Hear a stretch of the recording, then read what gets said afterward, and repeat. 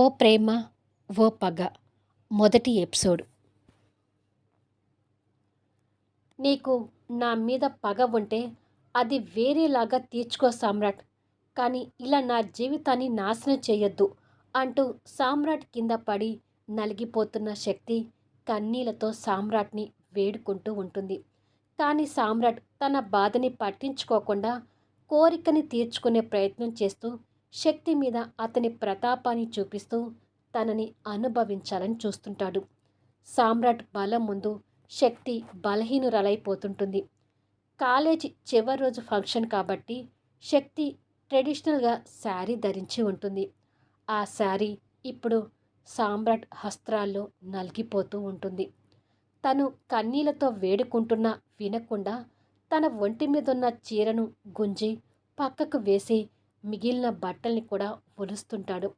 శక్తి అతని నుంచి తప్పించుకొని తన శీలాన్ని కాపాడుకోవడానికి శాయశక్తులా ప్రయత్నించిందని చెప్పడానికి ఆ రూమ్లో కిటికీ గ్లాస్కి తగిలి పడిన ఫ్లవర్ వాస్ కనిపిస్తుంటుంది.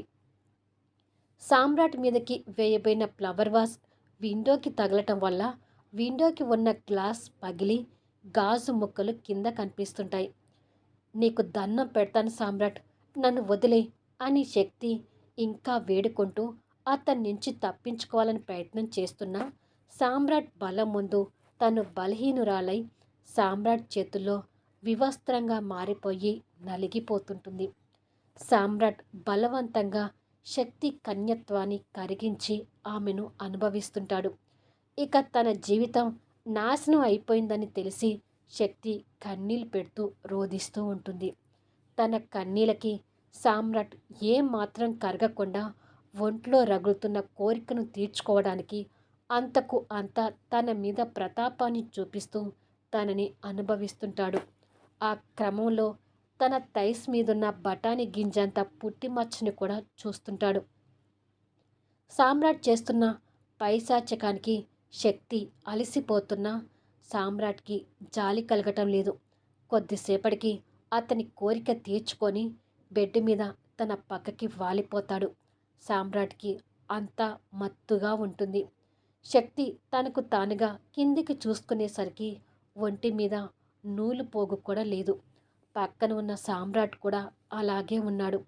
శక్తి ఆ ఏడుపుతోనే లేచి పక్కన పడిపోయిన బట్టలు తీసుకొని వేసుకుంటూ ఉంటుంది.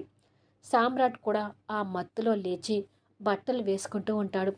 శక్తి సామ్రాట్ని చంపేయాలంత కసిగా చూస్తూ ముక్కలై పడిన కాస్త పెద్ద సైజు గల గాజు ముక్కని చేతిలోకి తీసుకొని షర్టు హ్యాండ్స్ ఫోల్డ్ చేస్తూ వెనుకగా కనిపిస్తున్న సామ్రాట్కి దగ్గరగా వచ్చి ఆ గాజు ముక్కతో సామ్రాట్ని వెనక నుంచి గట్టిగా పొడుస్తుంది. అమ్మా అని సామ్రాట్ ఆ నొప్పికి అరుస్తూ ఉండగానే ఇంకొకసారి కూడా శక్తి కసి తీరా పొడిచి ఆ రక్తాన్ని కళ్ళతో చూస్తుంది. సామ్రాట్ వెనుక చెయ్యి పట్టుకొని నొప్పితో అల్లాడిపోతూ శక్తికి ఎదురుగా తిరిగి పగతో తన వైపు చూస్తుంటాడు. తన వైపు అలా పగతో చూస్తూనే స్పృహ తప్పి పడిపోతాడు. కాస్తైనా తన పగ తీరినందుకు శక్తి తృప్తి పడుతూ చేతిలో ఉన్న గాజు ముక్కని అక్కడే పడేసి నలిగిపోయిన జుట్టు చీరతో అక్కడి నుంచి బయలుదేరుతుంది. నైట్ 10 అవుతుండగా ఇంటికి వచ్చిన శక్తి తన తండ్రి చంద్రమౌళిని పట్టుకొని వేడుకుంటూ, నేనేమి తప్పు చేయలేదు నాన్న, అతని నా మీదున్న పగని మనసులో పెట్టుకొని నా జీవితాన్ని నాశనం చేశాడు, అతన్ని కోర్టుకి ఈడ్చి శిక్షించేటట్టు చేద్దాం నాన్న అంటూ కన్నీళ్లతో వేడుకుంటుంది. కానీ శక్తి విషయంలో అతని హృదయం కూడా బండరాయి కాబట్టి శక్తి మీద కోపం తెచ్చుకుంటూ, ఏంటి నా కూతురు జీవితం నాశనం అయిపోయిందని కోర్టుకెక్కి నా పరువు ప్రతిష్ట తీసుకోమంటావా? పైగా అతను ఎవరో కానీ అతన్ని పొడిచి వచ్చానని కూడా చెప్తున్నావు. ఇప్పుడిప్పుడే రాజకీయంగా ఎదుగుతున్న నన్ను కోర్టుకెక్కి నీ వల్ల పరువు పోగొట్టుకుంటే ఇక నా రాజకీయ జీతం ఏం కావాలి అంటూ శక్తి మీద అరుస్తుంటాడు. తనతో మాటలేమిటండి, ఈడ్చి గేట్ అవతలికి పడేయకుండా అంటూ శక్తికి సవితి తల్లి అయిన గాయత్రి తనకు సంబంధించిన వస్తువుల బ్యాగ్ తీసుకొచ్చి బయటికి విసిరేస్తుంది. శక్తి కన్నీళ్లతో ఆమె దగ్గరికి కూడా వచ్చి వేడుకుంటూ, అలా అనకండి పిన్ని. నేను కూడా మీ కూతురు స్నిగ్ధ లాంటి దాన్నే కదా. స్నిగ్ధకి ఇలా జరిగి ఉంటే మీరు తన్ని ఇలాగే బయటికి పంపిస్తారా అని అడుగుతుంది. నైటీలో ఉన్న స్నిగ్ధ కూడా శక్తిని చూస్తూ పొగరుతో బండరాయిలాగా నిలబడిపోతుంది. ఆ పక్కనే ఉన్న తమ్ముడు వివేక్ కూడా అంతే.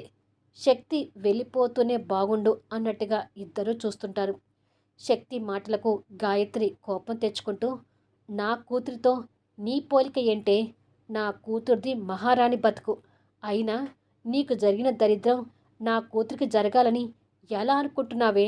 అంటూ ఒక చేత్తో బ్యాగ్, మరో చేత్తో శక్తిని పట్టుకుని గేట్ అవతలికి విసిరేస్తుంది. బ్యాగుతో సహా శక్తి వెళ్ళి కాస్త దూరంలో పడుతుంది. ఎవరితో పడితే వాళ్ళతో పెద్ద ఝాన్సీ రాణిలాగా పోయి ప్రవర్తిస్తూ గొడవలు పెట్టుకుంటే ఇలాగే అవుతుంది. ఆ బ్యాగ్లో మీ అమ్మకు సంబంధించిన వస్తువులు కూడా పెట్టాను. నీది మీ అమ్మకు సంబంధించిన వస్తువులు ఏవి ఇక మా ఇంట్లో లేవు. ఇంకెప్పుడు కూడా నువ్వు మా ఇంటికి రాకు. నువ్వు చస్తావో బతుకుతావో ఇక నీ ఇష్టం అని చెప్పి గేటు వేసి లోపలికి వచ్చి, ఏంటి అలా చూస్తున్నారు, పదండి అంటూ గాయత్రి మొగుడిని, కొడుకు, కూతుర్ని కసురుతుంది. ఈ దరిద్రాన్ని ఎప్పుడో బయటికి పంపించాల్సింది అంటూ చంద్రమౌళి లోపలికి వెళ్ళిపోతాడు.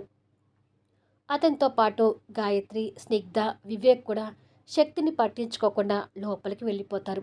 శక్తి కన్నీళ్లు పెట్టుకుంటూ ఆ బ్యాగ్ని ఓపెన్ చేసి తల్లి ఫోటో ఉందా లేదా అని చూసుకుంటుంది. మహాలక్ష్మిలాగా కనిపించే తల్లి ఫోటో కనపడగానే ఆ ఫోటోని గుండెలకు హత్తుకొని ఏడుస్తుంటుంది. తర్వాత ఆ ఫోటోని బ్యాగ్లో పెట్టుకొని, ఇప్పుడు నేను ఎవరి దగ్గరికి వెళ్ళాలి అని అనుకుంటూ ఉండగానే తనకి పగతో పాటు ప్రేమ కూడా గుర్తొస్తుంది. తనని ఎవరైనా ప్రేమిస్తున్నారంటే అది భరత్ అని గుర్తొచ్చి, నాకిప్పుడు మిగిలింది భరత్ మాత్రమే అని అనుకొని భరత్ కోసం దారి పడుతుంది. కొద్దిసేపటికి గేట్ తీసుకొని భరత్ వాళ్ళ ఇంటికి వస్తుంది. గేటు శబ్దం విని భరత్ వాళ్ళ మేనత్త అయిన రత్నప్రభ బయటకొచ్చి నలిగిపోయిన చీర, చెరిగిపోయిన జుట్టుతో ఉన్న శక్తిని కోపంగా చూస్తూ, ఈ టైంలో మా ఇంటికి వచ్చావేంటి అని అడుగుతుంది. నేను ఒకసారి భరత్ని కలవాలండి అని అంటుంది. భరత్ పడుకొని ఉన్నాడు, వాణ్ణిప్పుడు నేను లేపను అంటుంది. అలా అనకండి, నేను వచ్చానని భరత్కి ఒక్కసారి చెప్పండి. నాకిప్పుడు భరత్ సహాయం చాలా అవసరం అంటుంది శక్తి. నీ వాలకం చూస్తుంటే నాకేదో అనుమానంగా ఉంది. ఎవరితోనో గడిపి వచ్చినట్టుగా ఉన్నావు. నీలాంటి దాని నీడ కూడా నా మేనల్లుడి మీద పడకూడదు. మర్యాదగా ఇక్కడి నుంచి వెళ్ళు అంటూ కసురుతుంది రత్నప్రభ. నేను భరత్ ప్రాణంగా ప్రేమించుకుంటున్నామని మీకు కూడా తెలుసు. భరత్కి నేనంటే చాలా ఇష్టం. నాకు కూడా భరత్ అంటే ప్రాణం. ప్లీజ్ ఒక్కసారి భరత్ని పిలవండి అని అడుగుతుంది. ఆ మాటలకి రత్నప్రభ ఇంకా కోపం తెచ్చుకుంటూ, ఏయ్, నువ్వు నిజంగా సిగ్గుశరం ఉన్న ఆడదానివి అయితే నా మేనల్లుడి జోలికి రాకు. వాడికి కనపడకుండా దూరంగా వెళ్ళిపో అంటూ తను కూడా శక్తిని బయటికి గెంటి గేటు వేస్తుంది. తనకిప్పుడు ఆ ఆసరా కూడా పోయేసరికి ఇంకా కుమిలిపోతుంటుంది.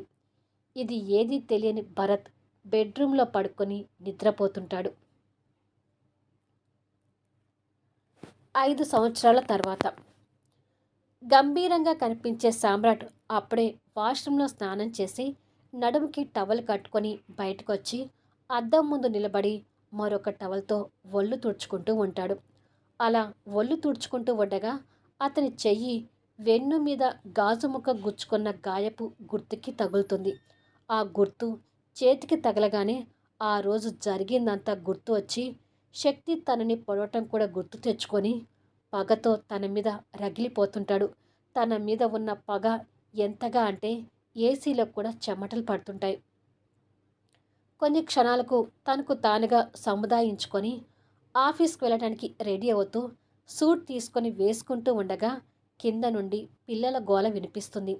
ఆ గోల విని రూమ్ నుంచి బయటకు వస్తాడు. 5 సంవత్సరాల వయసున్న తన అక్క పిల్లలైన ట్విన్స్ రమ్య, రాకేష్ ఆడుకుంటూ ఉంటారు. ఆ పక్కనే సోఫాలో కూర్చున్న సామ్రాట్ తల్లి రాజశ్రీ, సామ్రాట్ అక్క శ్రావణి మామూలుగా మాట్లాడుకుంటూ ఉంటారు. ఏయ్ పిల్లలు, ఏటా గోల అంటూ సామ్రాట్ పైనుంచి కంచు కంఠంతో గట్టిగా అరుస్తాడు. మావయ్య అరుపు వినగానే ఈ పిల్లలు దెబ్బకు సైలెంట్ అయిపోయి వాళ్ళ మావయ్య వైపు భయంగా చూస్తుంటారు. రాజశ్రీ, శ్రావణి కూడా వస్తున్న సామ్రాట్ వైపు భయంగా చూస్తుంటారు. సామ్రాట్ కోపంగా కిందికొచ్చి, నీకు ఎన్నిసార్లు చెప్పానక్క పిల్లల్ని ఇక్కడికి తీసుకురావద్దని అంటూ అక్క మీద కోప్పడతాడు. నీతో ఇదెక్కడి గోల తమ్ముడు? పిల్లలంటే ఇలా ఆశ్రయించుకుంటావేమిట్రా? వాళ్ళ అమ్మమ్మని బాబాయిని చూస్తాము అంటే నేనే వాళ్ళని తీసుకుని వచ్చాను అని శ్రావణి తమ్ముడికి భయపడుతూనే సమాధానం చెప్తుంది. రాజశ్రీ కూడా కొడుకు కోపానికి భయపడుతూ, పిల్లలు గొడవ చేయకుండా సైలెంట్గా ఉంటారులేరా అని సామ్రాట్కి నచ్చ చెప్పాలని చూస్తుంటుంది. ఇంతలో సామ్రాట్ తమ్ముడైన వినోద్ అక్కడికి రాగానే, చిన్న మావయ్య అంటూ ఆ పిల్లలిద్దరూ వెళ్ళి వినోద్ని హత్తుకుంటారు. వినోద్ నవ్వుతూ పిల్లలు ఇద్దరిని దగ్గరికి తీసుకొని, భయపడకండి నేనున్నాను కదా అని పిల్లల్ని తీసుకొని, నేను బయటకు వెళ్తానులే అన్నయ్య అని చెప్పి వినోద్ ఆ పిల్లల్ని తీసుకొని బయటకు వెళ్ళిపోతాడు. పిల్లలు వెళ్ళిపోగానే సామ్రాట్ రిలాక్స్ అవుతూ అక్కని చూసి బాధతో దగ్గరికి వచ్చి తన తల మీద చేయి పెట్టి ప్రేమగా నిమురుతూ, ప్లీజ్ అక్క, నేను బాధ పెట్టాలని ఉద్దేశం కాదు. పిల్లలంటే నాకు అసలు ఇష్టం ఉండదని తెలిసి నువ్వు వాళ్ళని తీసుకుని రావడం తప్పు. ఇంకొకసారి పిల్లల్ని ఇక్కడికి తీసుకురాకు అక్క, ప్లీజ్ అని చెప్పి, నేను ఆఫీస్కి వెళ్ళొస్తానమ్మా అని తల్లికి చెప్పి బయటికి వచ్చి కారు తీయబోతూ వాళ్ళ ఇంటికి ఎదురుగా ఉన్న మరో ఇంటి ముందు డీసీఎం ఆగటం చూస్తాడు. ఆ డీసీఎం నుంచి ఇంటి సామాన్లు ఎదురు ఇంటిలోకి షిఫ్ట్ చేయడం కనిపిస్తుంటుంది. ఎదురుగా ఉన్న ఇంట్లోకి కొత్తగా ఎవరో వస్తున్నారు అని అర్థమై కార్ స్టార్ట్ చేసుకొని వెళ్ళిపోతాడు. రోజు రోజుకి సామ్రాట్ ఇలా తయారవుతున్నాడేమిటమ్మా? పసిపిల్లంటి ఇష్టపడిన వాళ్ళు ఎవరైనా ఉంటారా అని అడుగుతుంది శ్రావణి బాధపడుతూ. వాడి గురించి కొత్తగా మాట్లాడేది ఏముందే? నువ్వన్నా వినోదన్నా వాడికి ప్రాణం. కానీ చిన్నపిల్లల విషయంలోనే సామ్రాట్ ఇలా ప్రవర్తిస్తున్నాడు. మీ నాన్న చనిపోయిన తర్వాత కంపెనీ బాధ్యతలని నెత్తి మీద పెట్టుకొని మోస్తున్నాడు. వాడికున్న సమస్యలు వాడుకుంటాయి. వాడిని అర్థం చేసుకొని పిల్లని కాస్త దూరంగా ఉంచితే మంచిది అంటుంది రాజశ్రీ. సరేనమ్మా, ఈసారి పిల్లల్ని తీసుకొని రాకుండా నేను ఒక్కదాన్ని వస్తానులే. అరుణ్ బాబు కూడా ఆఫీస్కి బయలుదేరి ఉంటాడు. మా పిల్లల్ని తీసుకొని వెళ్ళిపోతాను అని చెప్పి శ్రావణి ఊర్లోనే ఉన్న తన ఇంటికి వెళ్ళిపోతుంది.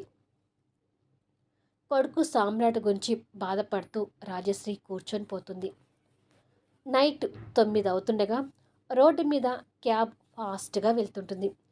జీన్స్ పాయింట్, టాప్ మీద జాకెట్ సూట్ వేసుకొని శక్తి క్యాబ్లో కూర్చొని ఉంటుంది. ఆ రోజు జరిగిన సంఘటనకి గుర్తుగా ముద్దులలికే 4 సంవత్సరాల పాప పింకీ శక్తి ఒడిలో కూర్చొని ముద్దుగా మాటలు చెప్తుంటుంది. ఇప్పుడు శక్తికి ఆ పాపే లోకం. ఇప్పుడు మనం ఎక్కడికి వెళ్తున్నాం శక్తి అని అడుగుతుంది పింకీ ముద్దు ముద్దు మాటలతో. మనం కొత్తగా ఈ సిటీకి వచ్చాం కదమ్మా, కొత్త ఇంట్లోకి వెళ్ళిపోతున్నాం. కాసేపట్లో కొత్త ఇంట్లో ఉంటాము అంటూ కూతురికి ప్రాణంగా ముద్దు పెడుతూ చెప్తుంది. ఇంతలో క్యాబ్ సడన్గా ఆగిపోతుంది. ఏమైంది డ్రైవర్ అని శక్తి అడుగుతూ ఉండగానే ఓ 4 తాగుబోతులు కారుకి అడ్డుగా నిలబడి ఉంటారు. వీళ్ళెవరో కారుకి అడ్డుగా నిలబడ్డారు మేడం అంటాడు డ్రైవర్. వాళ్ళని చూసి డ్రైవర్ దిగటానికి కూడా భయపడుతుంటే శక్తి మాత్రం ధైర్యంగా కిందికి దిగి, ఎవడ్రా మీరు అని అడుగుతుంది. అబ్బో, నువ్వెవరే పెద్ద ఫోజులు కొడుతూ అడుగుతున్నావు అని. రేయ్, మనకి అందమైన పిట్ట దొరికిందిరా, అందరం ఎంజాయ్ చేయొచ్చు అంటూ అందులో ఒకడు శక్తి భుజం మీదకి చెయ్యి వెయ్యబోతాడు. ఆ చెయ్యి మీద పడకముందే శక్తి వాడి చెయ్యిని మెలకపెట్టి తిప్పి వాడి మొహాన గట్టి పంచిస్తుంది. దాంతో వాడు నెత్తుటి గాయాలతో అవతలికి వెళ్ళి పడతాడు. నువ్వు ఎవరే అని అడిగావు కదరా, నేను జర్నలిస్టు శక్తిని అంటూ తన దగ్గర ఉన్న ఐడి కార్డు చూపించి ఆ నలుగురిని చితకబాదుతుంటుంది. పైల్వాన్ లాగా శక్తి ఆ నలుగురితో ఫైటింగ్ చేస్తుంటే కారులో నుంచి కిందికి దిగిన పింకీ క్లాప్స్ కొడుతూ అది మా శక్తి అంటే అంటూ నవ్వుతుంటుంది. తన జీవితంలో జరిగిన సంఘటనకు సెల్ఫ్ డిఫెన్స్తో శక్తి ఇప్పుడు ఎవరినైనా ఎదిరించగల ధైర్యవంతురాలిగా మారిపోయి జర్నలిస్ట్ వృత్తి చేపట్టింది. శక్తి కొట్టే దెబ్బలకి వాళ్ళల్లో ఒక్కొక్కరికి ఎముకలు చిట్లుతుంటాయి. శక్తిని చూసి క్యాబ్ డ్రైవర్ కూడా ఆశ్చర్యపోతుంటాడు. శక్తి వాళ్ళని చితకబాది పడేసి పోలీసులకి ఫోన్ చేస్తుంది. పోలీసులు రావడం, వాళ్ళని తీసుకెళ్లడం జరుగుతుంది. రాస్కేల్ అంటూ శక్తి నుదిటిన పట్టిన చెమటలు తుడుచుకొని చేతులు దులుపుకుంటూ ఉంటే పింకీ దగ్గరికొచ్చి, శక్తి ఒకసారి కిందికి వంగు అని అంటుంది. ఎందుకు తల్లి అంటూ కిందికి వంగగానే పింకీ శక్తి బుగ్గన ప్రేమగా ముద్దు పెడుతుంది.